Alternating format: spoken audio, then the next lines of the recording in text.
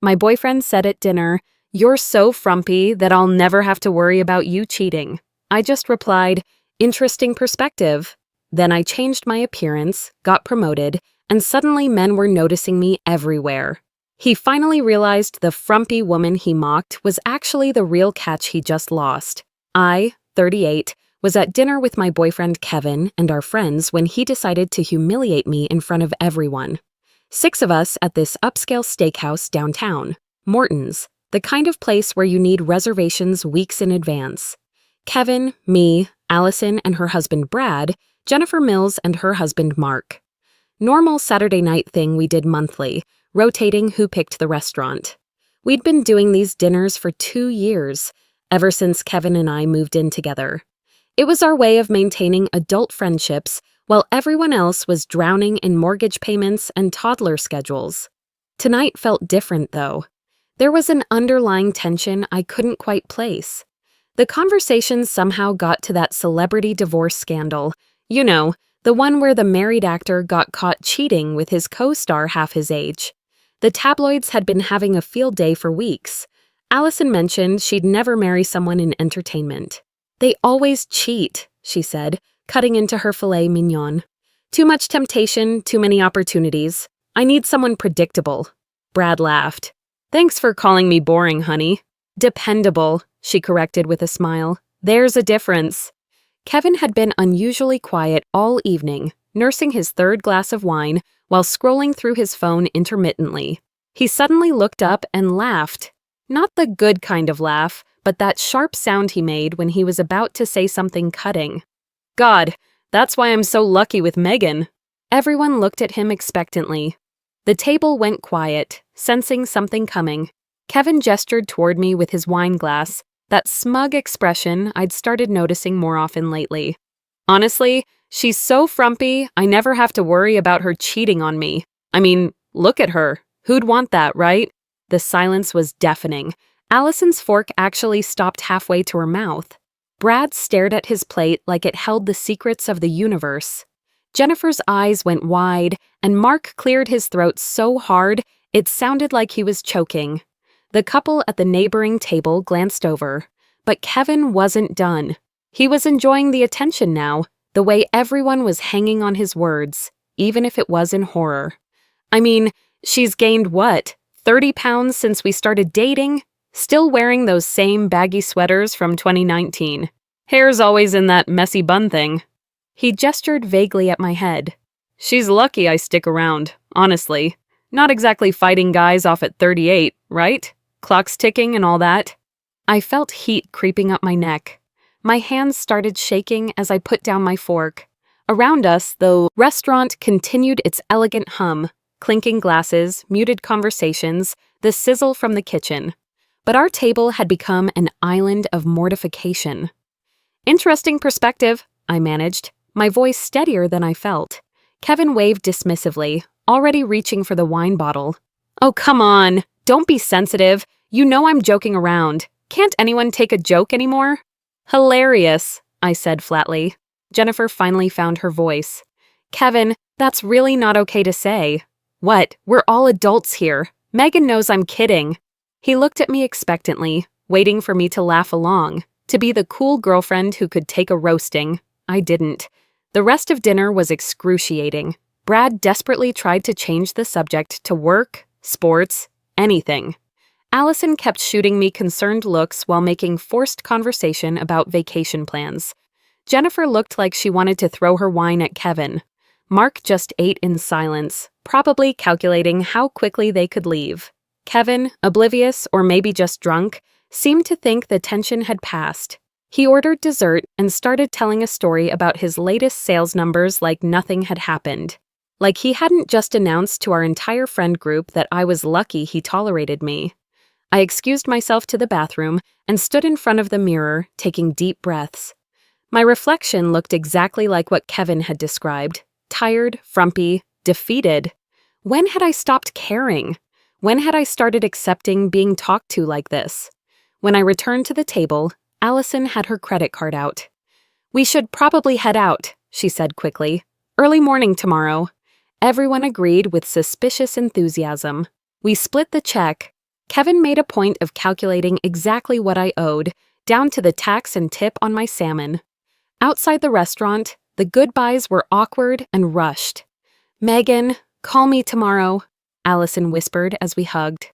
In the Uber home, Kevin scrolled his phone while I stared out the window at the city lights. 3 years together, and this was how he saw me. Not just privately, but publicly, as the girlfriend who should be grateful for his attention. "You're not actually mad about my joke, right?" he said as we pulled into our driveway. "LOL. Love you, babe." I didn't respond. Once inside our shared apartment, the one where I'd compromised on everything from the neighborhood to the furniture because Kevin had stronger opinions, I went straight to our bedroom. Kevin flopped on the couch with a beer and turned on ESPN. I lay in bed staring at the ceiling, replaying every word, not just from tonight, but from months of similar comments, the casual put-downs that I'd learned to laugh off, the jokes about my cooking, my clothes, my ambition, the way he'd started introducing me as my girlfriend who works in marketing instead of by my name. When had I become someone who accepted this? My phone buzzed, a text from Kevin, sent from the living room. "You're not actually mad about the joke, right? LOL. Love you." I turned off my phone without responding. The next morning, I stood in our bathroom mirror and really looked at myself for the first time in months. He wasn't completely wrong about the physical changes. I had gained weight after we moved in together. The comfortable relationship weight that creeps up when you stop trying to impress someone. The work-from-home wardrobe had become my entire wardrobe during COVID and never changed back. I couldn't remember the last time I'd worn makeup or done anything with my hair beyond that messy bun. But so frumpy, no one would want me? Delivered as entertainment for our entire friend group? That cut deeper than any comment about my appearance ever could. I decided something right there in that bathroom, looking at my reflection. Not for him, for me. Allison had been suggesting we try her trainer for months, ever since her divorce 3 years ago transformed her from depressed housewife to confident single woman.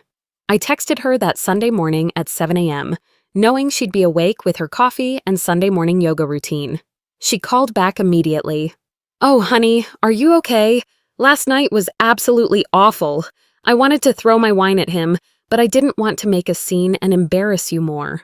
I'm done being the girlfriend everyone pities," I told her, surprising myself with how steady my voice sounded. "You were never pitiful, Megan. You're brilliant at your job, you're kind, you're funny. He's been systematically tearing you down for so long that you started believing him." That hit hard because it was true. When had I stopped defending myself? When had I started laughing along with his jokes at my expense? Allison gave me her trainer's number, Lisa Martinez, who specialized in working with women over 35. She also connected me with her nutritionist, Dr. Sarah Chen, and even gave me the contact for Kara Williams, the stylist who'd helped her rebuild her entire image after her divorce. "You don't need any of this to be worthy of love and respect," Allison said carefully. "But if it makes you feel powerful and confident again, I'm here for every step." Monday morning, I made 3 phone calls before my first work meeting. Lisa could fit me in Tuesday and Thursday evenings. Dr. Chen had an opening Friday for a full metabolic assessment and meal planning session. Kara was booked solid for 2 weeks, but had a cancellation the following Monday. Then I did something I'd been putting off for 4 months. I submitted my application for the marketing director position that had been posted at our agency. I'd been qualified for over a year, but Kevin had convinced me I wasn't ready. "Why stress yourself out with more responsibility?" he'd said. "You're comfortable where you are." Comfortable. Another way of saying, stay small, stay manageable. Kevin noticed the changes within 48 hours. Tuesday evening, came home from my first training session with Lisa, sweaty and energized in a way I'd forgotten was possible. "You got your hair cut," he said, looking up from his laptop.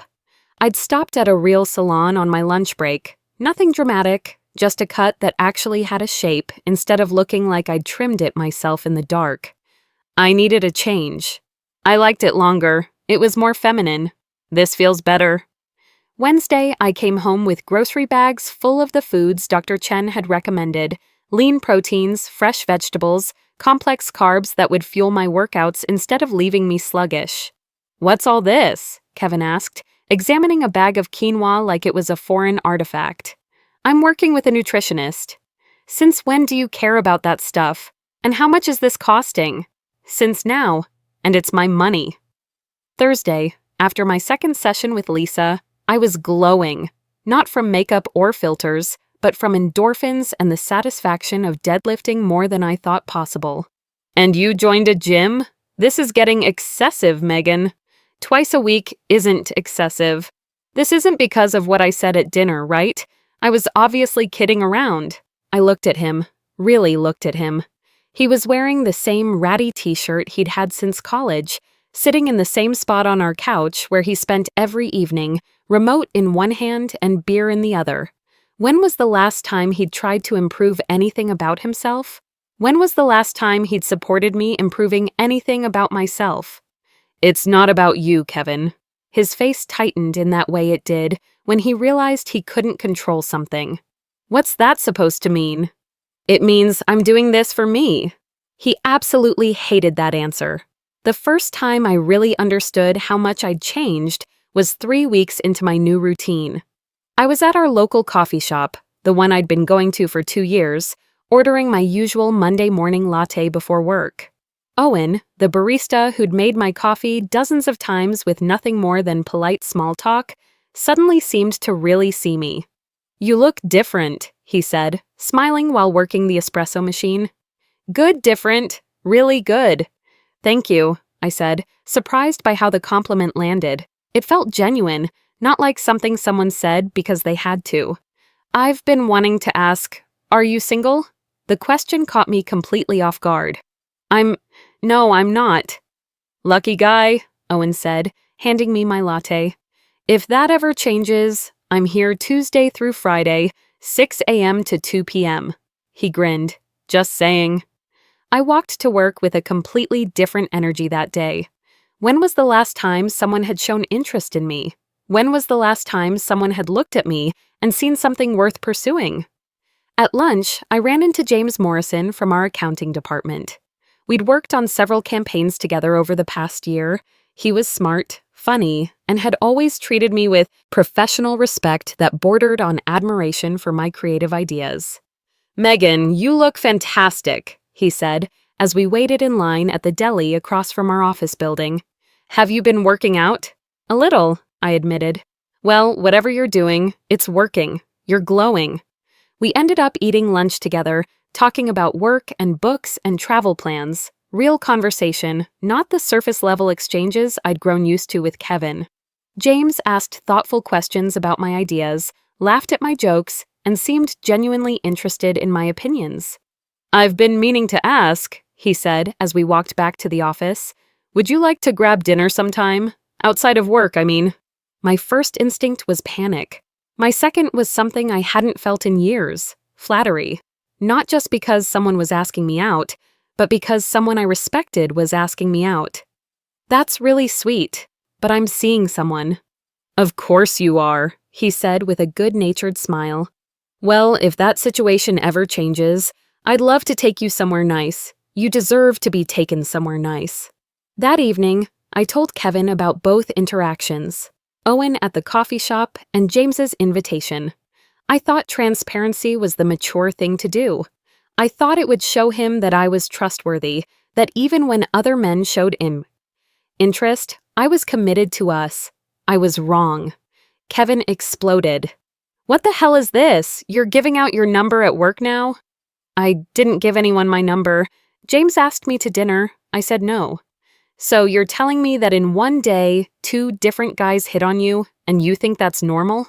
"I think it's unexpected," I said carefully. "But I told you about both situations immediately. Doesn't that show you can trust me?" "It shows me that you're encouraging this. Walking around flirting, getting attention, making yourself available." I stared at him. "Available? I literally said no to both of them." "You said no this time, but how long before you start saying yes?" Kevin, you told a table full of people that no one would want me. Now 2 people show interest in one day and you're angry about it? That was a joke. God, why can't you just let it go? I did let it go. I'm just showing you what happened when someone actually looked at me as more than the ugly girlfriend. His face went red. Don't put words in my mouth. I never said ugly. You said frumpy. You said, who would want me? You said I was lucky you stick around. What's the difference? We stared at each other across our kitchen island, the one he'd insisted on even though it made the space cramped, because he wanted to feel like we lived in a real house. Well, what did you say back to them? Nothing to Owen. I told James I was seeing someone, which seemed to surprise him. What do you mean it surprised him? I don't know, Kevin. Maybe because you've never come to a single work function with me. Maybe because I never talk about you at the office. Why don't you talk about me? The question hung in the air. Why didn't I? When my colleagues talked about their partners, shared funny stories, complained about little domestic annoyances with affection, why did I go quiet? I don't know, I lied. But I did know. I didn't talk about Kevin because I didn't want to explain him. I didn't want to justify why I was with someone who made jokes at my expense, who discouraged my ambitions, who treated me like an acceptable consolation prize. That night marked the beginning of Kevin's surveillance campaign. It started small, casual questions about my schedule that felt like interrogation. What time is your training session? 7 to 8? And you'll be home by what, 8:30? Probably 9. I need to shower at the gym because I'm meeting Allison for coffee after. Why can't you shower here? Because the gym is downtown and Allison's picking me up from there. It's more efficient. Since when do you hang out with Allison on weeknights? Since she became the only friend I had who didn't look at me with pity, I wanted to say, since she started reminding me that I used to be a person with opinions and interests beyond keeping you comfortable. Since now, he started checking our shared credit card statements obsessively, questioning every charge. The gym membership was unnecessary spending. The session with the nutritionist was a waste of money for information you could get online. The new clothes I bought after my consultation with Kara were expensive and not really you. You spent $400 at Nordstrom? I bought 3 work outfits that actually fit properly. Your old clothes were fine. My old clothes were from when I was 30 pounds lighter and working at a different company with a different dress code. So now you're too good for your old life? I'm trying to dress appropriately for the promotion I applied for. What promotion? I stared at him. The marketing director position. I told you about it weeks ago. No, you didn't, but I had. I'd mentioned it the night after I submitted my application, excited and nervous. His response had been to ask what was for dinner. I did, Kevin. You just weren't listening. I would have remembered something that important. When do you find out? Helen said they're interviewing candidates next week. Helen's your boss? Yes, Kevin. Helen's been my boss for 2 years. I thought her name was Linda. That's my old boss, from before we moved in together. He looked genuinely confused, and I realized he had never paid attention to my work beyond asking if my paycheck was deposited. He couldn't name a single colleague, didn't know what campaigns I'd worked on, had no idea what my daily responsibilities included. Well, you should have discussed this with me before applying. A promotion means longer hours, more stress. It'll affect our relationship. Our relationship where you publicly humiliate me and then monitor my credit card statements? I'm looking out for us. You're changing so fast I don't recognize you anymore. Good, I said. The person you recognize was miserable. That's when the real paranoia started. Kevin began showing up at places where I was supposed to be, claiming coincidence. He appeared at my gym one Thursday evening, saying he was in the neighborhood and thought he'd surprise me by driving me home. In the neighborhood of downtown at 8 p.m. on a work night, despite living and working in the suburbs. He sat in the lobby area, watching through the glass partition while I finished my session with Lisa. I could see him checking his phone, taking pictures of other gym members, building some kind of case in his mind. Your trainer's pretty touchy, he said in the car. She's a personal trainer, Kevin. She adjusts my form so I don't get injured. Seems like a lot of touching for form adjustment. Have you ever worked with a trainer? No, but I know when something looks inappropriate. A female trainer helping a female client with weightlifting looks inappropriate to you? I'm just saying what I observed. The next week, he called my office. Helen summoned me to her office with a confused expression I was becoming too familiar with. I got a strange call from Kevin yesterday. He said he was concerned about your mental health and wanted to know if I'd noticed any changes in your behavior or if you'd mentioned any new friendships at work. I wanted to disappear into the floor. What did you tell him? That your performance has been excellent lately, you seem more confident and engaged, and that he needs to stop calling my office immediately. She leaned forward. Megan, what's going on at home? I explained everything. The dinner, the transformation, the accusations, the monitoring. Helen listened without interruption, her expression growing more concerned. So, let me understand this correctly. You've lost weight, started dressing professionally, gained confidence, applied for a promotion, and he thinks this is somehow problematic? He thinks I'm going to leave him. Are you? The question I'd been avoiding for weeks hung between us like a bridge I wasn't sure I was ready to cross. I don't know, I answered honestly. 6 months ago, the thought never crossed my mind. Now, I think about it every day. Helen nodded slowly. For what it's worth, you're exactly the kind of leader we need in that director role. The confidence suits you, and frankly, your campaign ideas have gotten sharper since you started, whatever this journey is. 2 weeks later, I got the promotion. Marketing director, 15% salary increase, my own office with a window, and a team of 4 reporting to me. I should have been ecstatic. Instead, I was terrified of telling Kevin. His reaction was exactly what I expected, just worse. How much of a raise? Was his first question. Not congratulations, not pride in my accomplishment, not excitement about our improved financial situation. 15%. We should probably keep that money separate since you're acting so independently lately. Put it in your own account so it doesn't affect our household budget calculations. I stared at him. We'd been splitting expenses 50-50 since moving in together, despite him making 20% more than me in sales. Now that I was catching up, he wanted to separate our finances? Kevin, this promotion is good for both of us. Is it? More responsibility means longer hours, networking events, business dinners. When exactly are you planning to be home? The same amount I am now.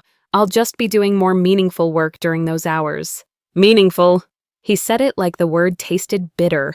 So, what you were doing before wasn't meaningful. Not like this, no. And I suppose your relationship with me isn't meaningful either? The question hung between us like a test I was bound to fail no matter how I answered. Kevin, why can't you just be happy for me? Because you're becoming someone I don't recognize, someone I'm not sure I even like. The honesty of that statement hit like a slap. He didn't like who I was becoming. Confident, successful, valued by my colleagues, attractive to other men. He preferred me diminished. Well, I said carefully, I like who I'm becoming. A lot. Even if it costs us our relationship. If you being proud of me costs us our relationship, what kind of relationship do we have? That night, Kevin escalated to a level that made everything crystal clear. He went through my phone while I was in the shower, scrolling through months of messages. He found texts with Allison about workout schedules and encouragement, conversations with Lisa about training goals, professional exchanges with James about campaign strategies. When I came out of the bathroom, he was sitting on our bed with my phone in his hands, his face twisted with the kind of rage I'd never seen before. What the hell is this? He showed me a text from James about a client presentation we'd worked on together. It's work communication, Kevin. Great job today. You killed that presentation. Want to grab coffee tomorrow to debrief? That doesn't sound like work to me. Because you've never had a job that requires collaboration with colleagues. Don't condescend to me, Megan. Then don't act like professional communication is evidence of an affair. I want you to quit. Quit what? The gym, the trainer, the job, all of it. Go back to normal. I looked at him, really looked at him. This man I'd spent 3 years with, shared a home with, considered marrying. He was asking me to quit the job I'd worked toward for years, abandon the fitness routine that made me feel strong and healthy, give up the friendships that supported me, and return to being someone who accepted public humiliation as jokes. What's normal, Kevin? You know what I mean? No, I really don't. Explain to me what normal looks like. Stop going to that gym where you parade around for attention. Stop buying clothes that are too tight for your age. Stop encouraging men to hit on you. Stop acting like you're some kind of prize when we both know what you really are. What am I really, Kevin? You're a 38-year-old woman who was lucky enough to find someone willing to overlook your flaws. Don't throw that away because you lost some weight and got a haircut. The room went completely silent except for the hum of our air conditioning. 3 years of subtle put-downs, casual cruelties, and systematic diminishment crystallized into that one statement. In his mind, I was damaged goods he'd generously accepted, and any improvement I made was a threat to that narrative. You're right about one thing, I said quietly. I am 38 years old enough to know better than to stay with someone who thinks I should be grateful for scraps. What's that supposed to mean? It means we're done. The word hung in the air between us like a bridge burning. You can't break up with me. I just did. Because you think you can do better? Because you lost some weight and think you're hot now?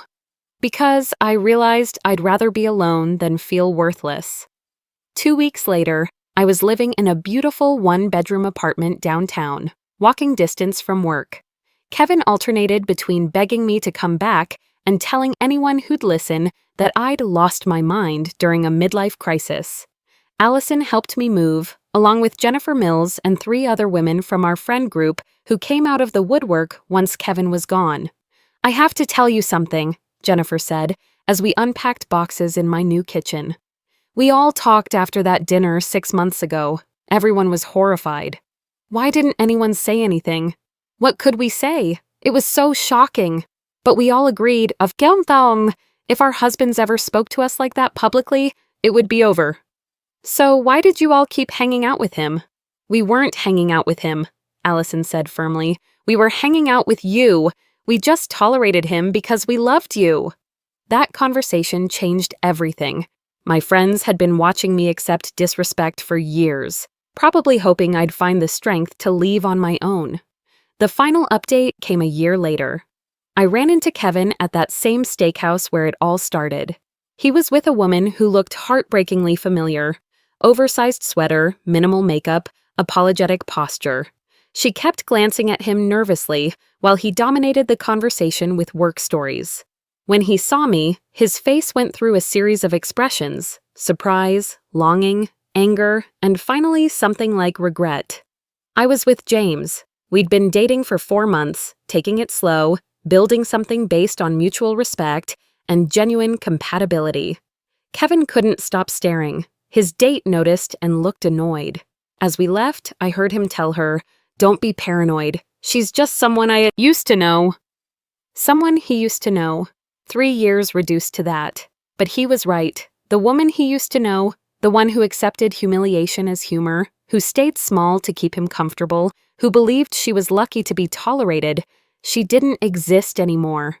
In her place was someone who knew her worth, demanded respect, and refused to settle for less than she deserved. And honestly, that was the best revenge of all.